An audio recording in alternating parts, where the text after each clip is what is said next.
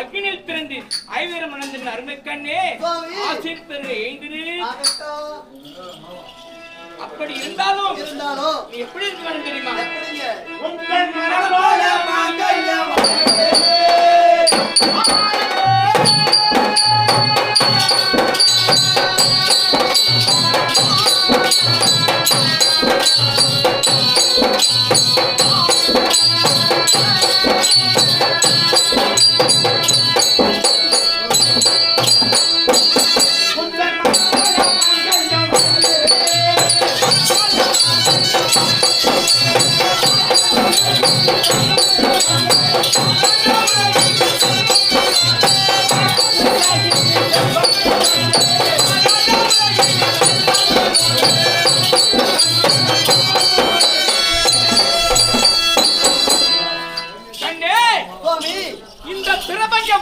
பூமியில் கல்லும் காவரி உள்ளவர், புல்லு பூண்டு உள்ளவர், கட்டிய மாங்கல்யம் காமாட்சி மாநிலத்திற்கு வேண்டும். அப்படி இருந்தாலும் குணநிலைக்கு தெரியுமா? உங்கள் குணலே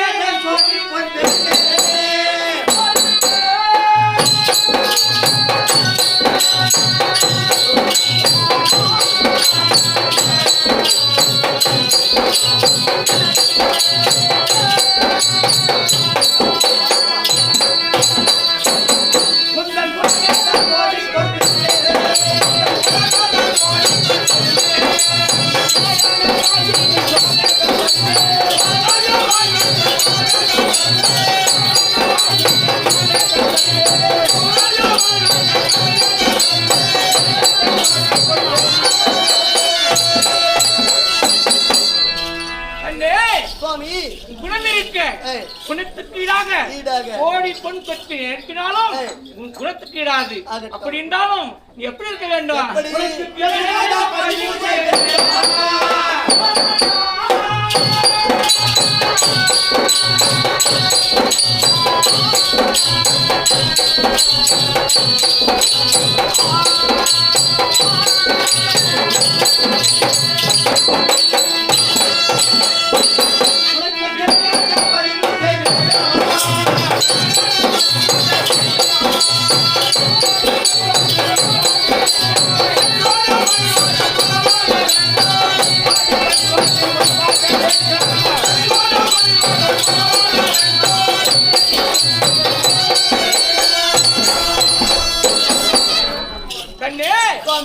உனக்கு தினந்தோறும் பதி பூஜை தவறா நடந்து வர வேண்டும். அப்படி இருந்தாலும் சமயம் அழைக்க நீங்க அந்த புறம் சென்று வா.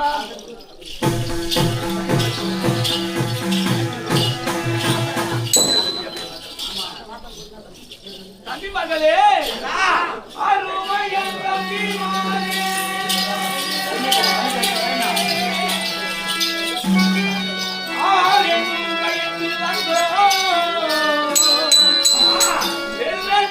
நமது மாமன்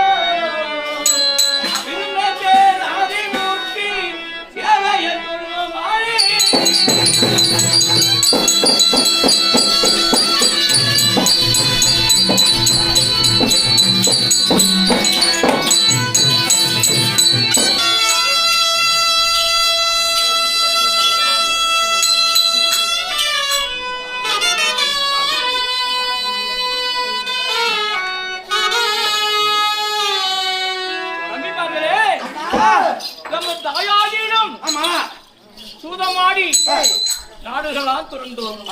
துறந்து பெரியோர் கட்டளப்படி கானகம் புறப்பட்டோம்.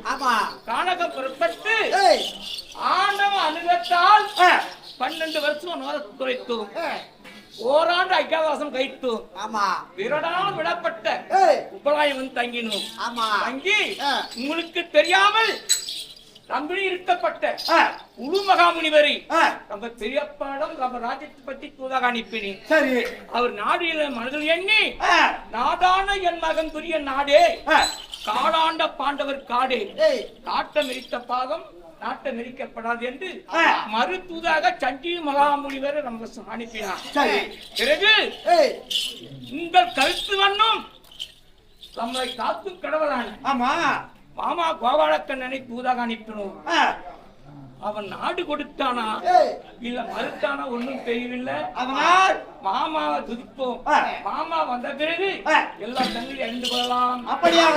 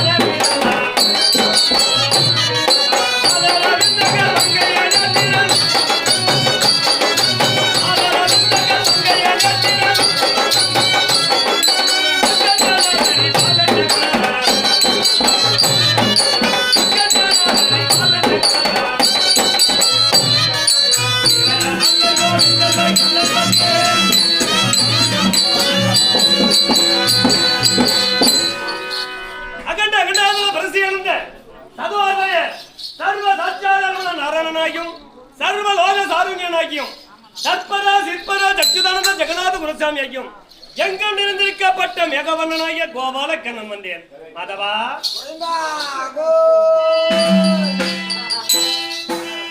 மாதவா, பாதத்தை விழுந்தவரையால் என்றென்றும் சீரும் சிறப்போடு வாழ்ந்திருக்க வேண்டும். மாதவா, இத்தாதி சபைக்கு வந்த பொழுது இன்னார் இன்னார் என்ற விளக்கம் தெரியுமா? மாதவா, ஸ்ரீ என்றால் பெண், தரன் என்றால் நாயகன், அச்சுமே சதாகால உரமாகியுடைய மார்பிலே தரித்திருப்பனால் ஸ்ரீதரன். நந்தன், நந்தனுடைய அரண்மனையில் ஓடியாடி விளையாடி வந்ததால் நந்தானந்தனன். வைகுந்தன் 1000 படாமுடி தரித்து ஆதி சேஷன் மீது பள்ளி கொண்டிருந்த பொழுது பூவா தேவியாரும் ஓடி வந்து, சுவாமி, இந்த பூமி பாரம் என்னால் தாங்க முடியவில்லை, அதை நீங்க தான் காத்து ரட்சிக்க வேண்டும் என்று கூறினார். சரி. அதனால் வைகுந்தம் சென்றால் வைகுந்தன். ஆகட்டும். கோவிந்தன், கோ என்றால் பசு, விந்தன் என்றால் மேய்த்தல். ஆமா. அப்படி கோக்கூட்டங்களை பராமரித்து வந்ததனால் கோவிந்தன். ஜெகமலந்தமாதன் மாபலியினுடைய மதத்தை அடக்கி வைத்து இந்த உலகத்தையே மூன்றடியாக அளந்தவன். அளந்தவர். அதனால் ஜெகமலந்த பாதன் என்று கவிதானம் உண்டு. அதவா ஓ. அப்படி இருந்தால் நான் யாருடைய சுதன் தெரியுமா? தேவகியின் கூடல் விண்ணக்கம் செய்தவன் யாவன்? தேவாதி தேவன்.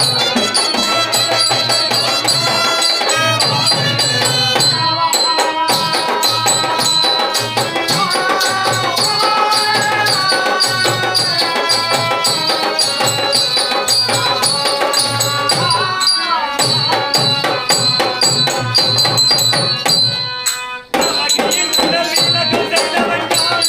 தேவாதி தேவன். நரநய சதிக்கு விண்ணவன்.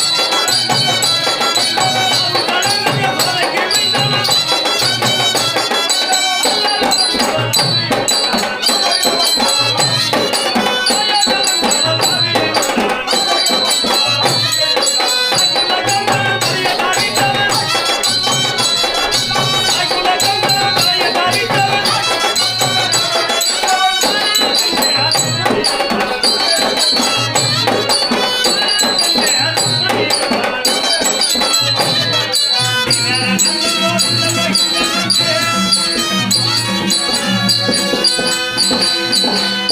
அதவா தேவகி இடத்தில் அஷ்டலட்சுமி பாலனாகவன் எப்படி அவதரித்தான் தெரியுமா? தேவகியின் அண்ணனானவன் கம்சன் வடமதுராபுரி ஆண்டு வரக்கூடியவன். அவனுடைய தங்கை தேவகிக்கும் நண்பன் வசுதேவருக்கும் திருமணத்தை செய்து முடித்தான் கம்சன்.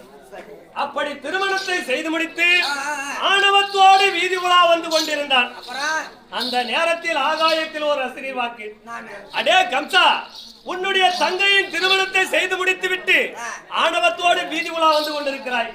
உன் ஆணவத்தை அடக்கி உன்னுடைய உயிரை எடுக்க உன்னுடைய தங்கை வயிற்றில் பிறக்கக்கூடிய 8வது குழந்தையால் உனக்கு கட்டாய மரணம். அசரீர் வாக்கு. அசிரியர் வாக்கு கூறியது. சரி. அப்படி கூறியவுடனே கம்சன் என்ன செய்தான்? ஓட்டிக்கொண்டிருந்த தேரை நிறுத்தினான். தன் உடைவாளை எடுத்தான். தங்கையை வெட்ட நோக்கினான். ஓ, நோக்கனா.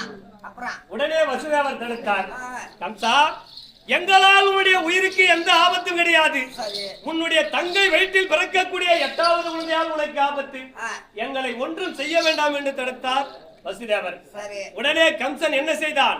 இருவரையும் கை கால் விலங்கிட்டு சிறைச்சாலையிலே அடைத்து விட்டான். அப்புறம் உணவு, பொருள், ஆடை, அலங்காரம் அனைத்தும் சிறையிலே நடந்து வருகிறது. ஆமா. அதவா ஓ.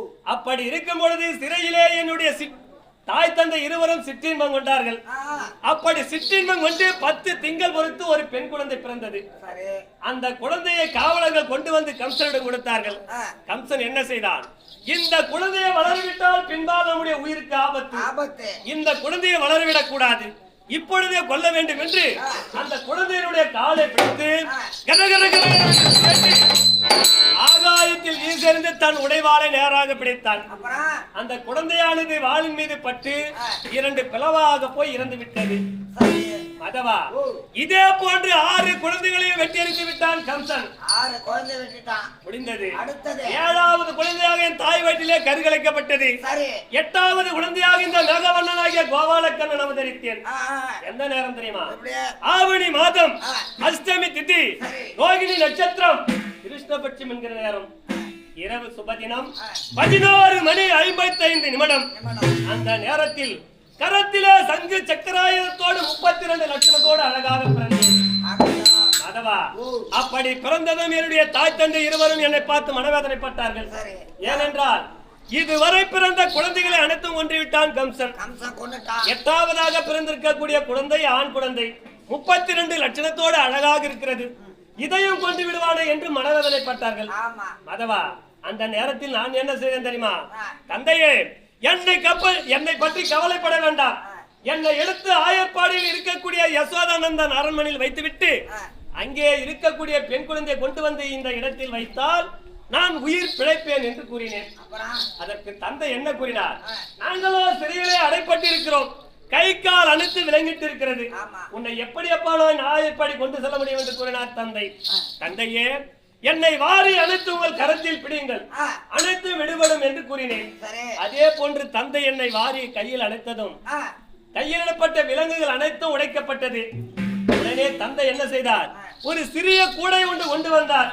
அந்த கூடையில் வைத்து தலையிலே சுமந்து கொண்டு வெளியே போகலாம் என்று பார்த்தால் காவலர்கள் கடுங்காவலோடு இருக்கிறார்கள். ஜாக்கிரதை.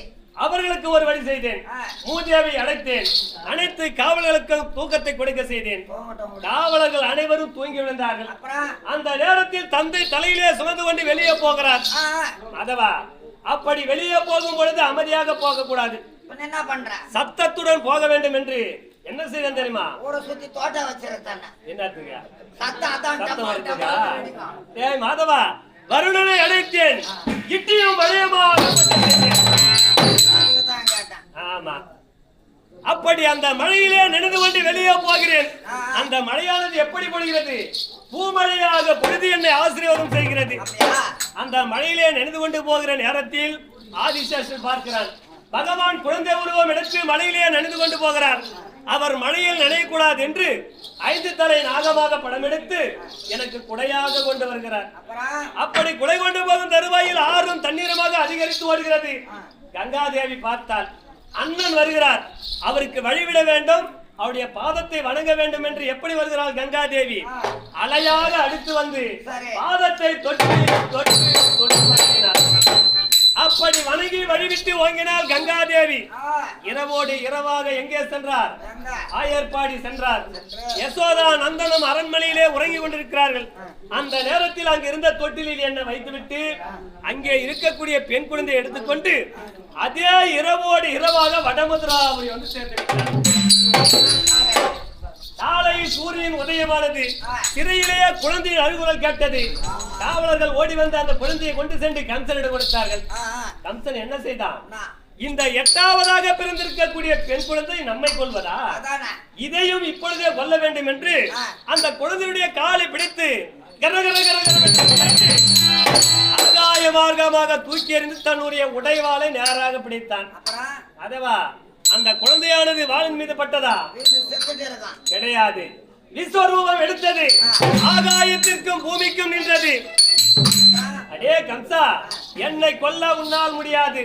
உன்னை கொல்லுவதற்காகவே என்னுடைய அண்ணன் ஆயர்பாடியிலே வளர்கிறார் என்று கரத்திலே சூலமும் ஆயுதமும் கொண்டு மாயமாக மறைந்தான் என்னுடைய தங்கை காளிகாதேவி. அப்படி மறைந்த உடனே கம்சன் என்ன செய்தான்? ஆயர்பாடியிலே இருக்கக்கூடிய குழந்தையை எப்படியாவது கொல்ல வேண்டும் என்று பூதகி என்ற அறைக்கு அழைத்து என்னை கொல்லும்படியாக கட்டளையிட்டு அனுப்பினான். அதவா அந்த பூதகியானவள் ஆயர்பாடிக்கு எப்படி வருகிறாள் தெரியுமா? என்னை பெற்ற தாயை போல உருவத்தை எடுத்துக்கொண்டு ஒரு சனத்திலே விஷத்தையும் இன்னொரு சனத்திலே விஷ அமிர்தத்தையும் கொண்டு வந்து வாரி அணைத்து பால் கொடுத்தார். என்னுடைய ஞானத்தால் அறிந்தேன் அவருடைய உயிரை போக வேண்டும் என்பதற்காக ஆவி பொருள் அனைத்தையும் ஒரே இழுவாக இழுத்து மலை போல பூதகி ஆனவள் மடிந்தாள். இதே போன்று எத்தனையோ அரக்கர்களை தாய்மாமன் கம்சன் அனுப்பி வைத்தான்.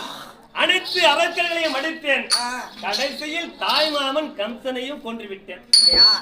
ஆமா, அவனே அவனே என்பதும் சிவனே சிவனே என்பதும் அறியேன் தான். இருந்தாலும் இன்னும் எப்படி வருகிறேன் தெரியுமா? எல்லைக்குள் என்னை போல்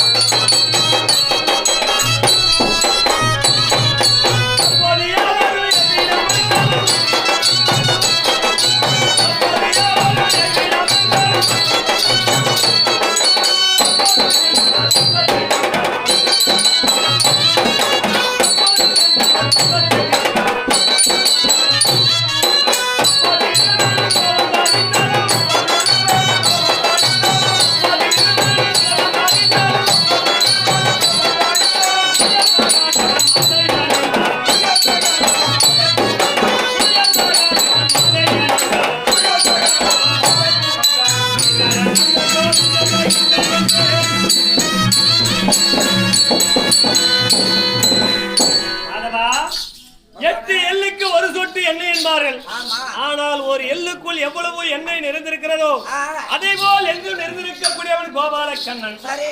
அப்படி இருந்தாலும் என்னுடைய அத்தை மக்களாகிய பாண்டவர்கள் தியானம் செய்து கொண்டிருக்கிறார்கள்.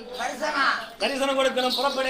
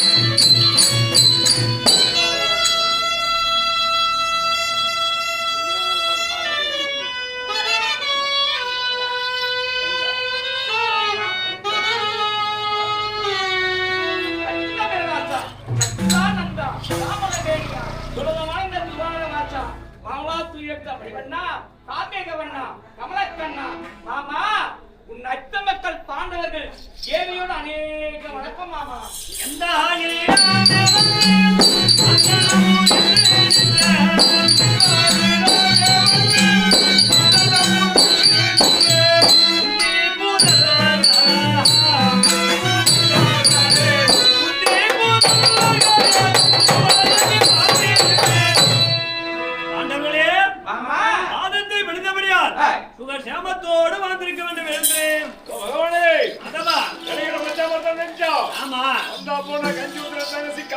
பணிவோடு வணங்கி பார்ப்பாரு. தங்க அருகாமையே இருக்குதா?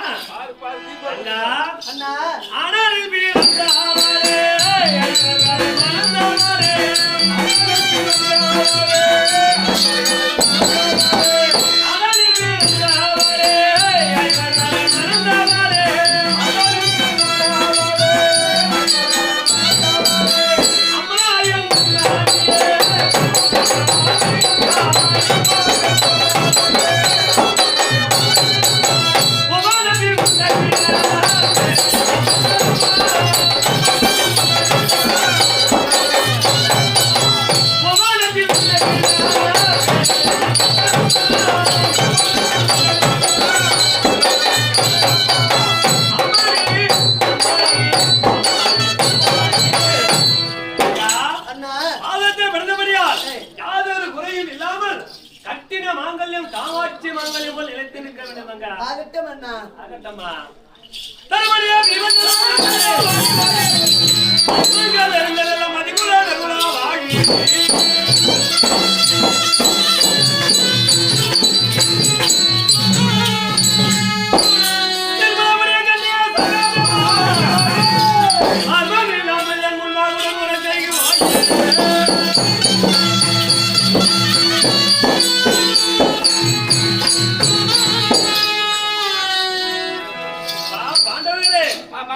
அனைவரும் ஒன்றாக சேர்ந்து கண்ணா கோவிந்தா கோபாலா என்று குரல் கொடுத்தீர்கள். அதனால் நீ அழைத்தது என்ன சொல்லையா?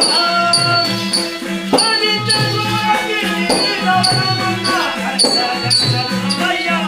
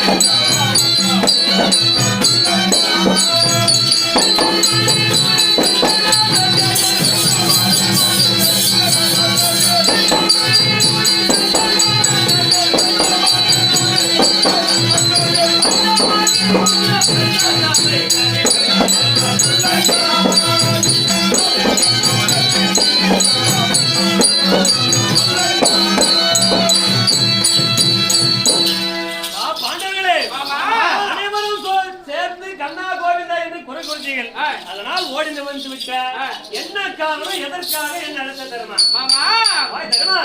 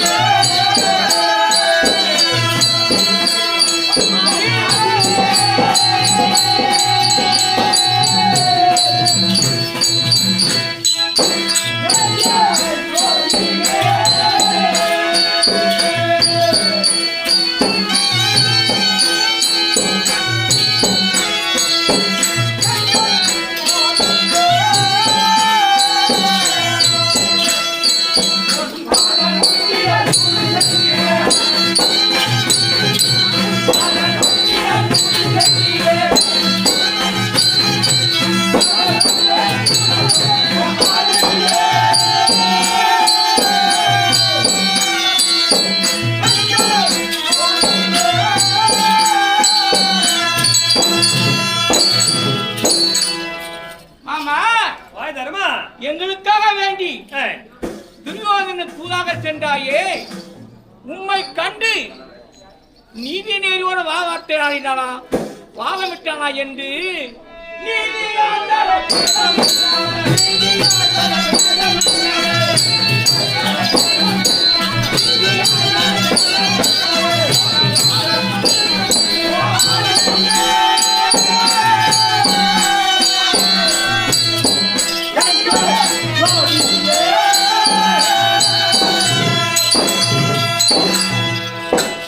மாமா தருமா? உம்மை கண்டு நீதி நேரியோடு வாவார்த்தை ஆடினானா, எங்களுக்கு உண்டான வாய் பாகத்தை பகிர்ந்துட்டானா, இல்ல கர்ம கொடிபடுத்த நாகக்கூடியோன் குணங்களின்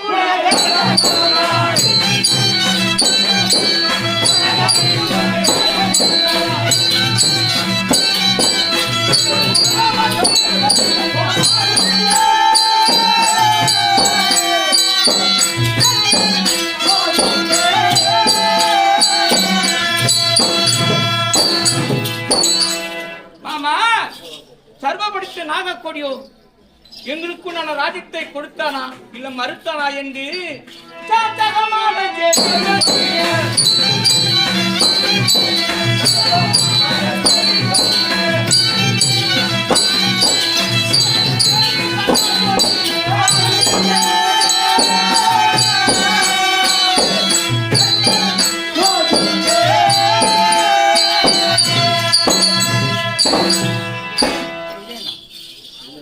மாமா உம்மை கண்டு நீதி நேர வார்த்தாடினா எங்களுக்குண்டான பாதி பகத்தை பகத்து தந்தாரா என்று உன் திருவாயில் அறிகுறி வேண்டும் மாமா.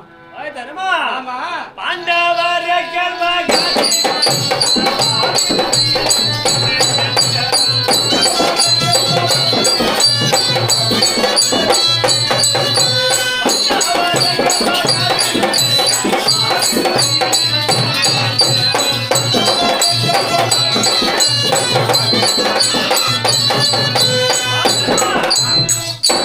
ஏற்றிய தினத்தில் உங்களுடைய பிரதி பாகத்தை கேட்பதற்காக தூதுவனாக என்னை துரியோதனை அனுப்பினீங்க. வந்தீங்க. ஆமா. நானும் அஸ்தினாபுரம் சென்றேன், துரியோதனை பார்த்தேன், உங்களுக்குரிய பிரதி பாகத்தை கேட்டுட்டேன். வாய் ஆ, தர்மா 7 மாட்டு வண்டி இங்கிருந்து ஓட்டிட்டு போனேன். எதுக்கு?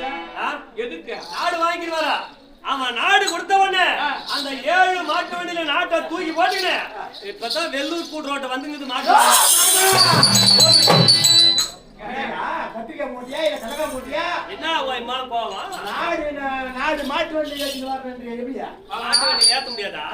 மாமா, பரிகாசம் வேண்டாயா, நடந்ததுடா சொல்லியா? நடந்தது என்னன்னு சொல்லணும். ஆமா. தர்மா ஆமா. அவன் நாடி கோடிக்கோ.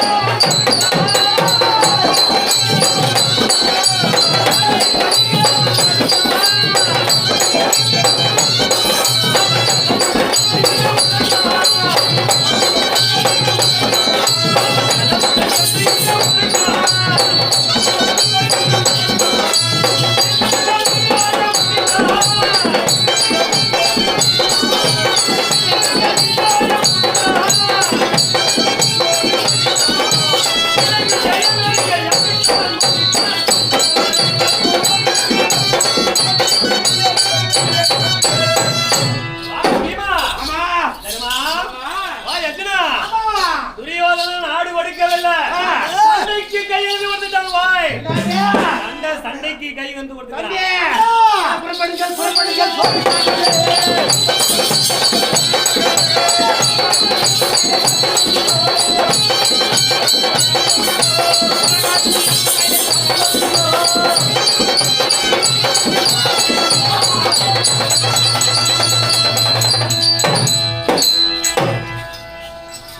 மாமா, தர்மா நீ எப்போ சண்டைக்குன்னு சொன்ன உடனே தம்பிமார்கள் அவரவர் கரத்தில் ஆயுதம் தாங்கி சட்டத்தை கழிச்சாங்க. சண்டைக்கு போறாங்களா? மாமா, உத்தரத்தில் நாங்கள் வெற்றி பெற வேண்டும். அர்ஜுனன வைமன் என்ன சொல்ல வேண்டும்? அப்படியா? சரி, தம்பிமார்களை அழைத்து என்ன என்று நான் விசாரித்துக் கொள்ளுகிறேன். நீ சென்று ஒரு புறமா போய் விடுத்துக்க தர்மா. அப்படியே போய் வா, ஆகட்டும். சென்று வா.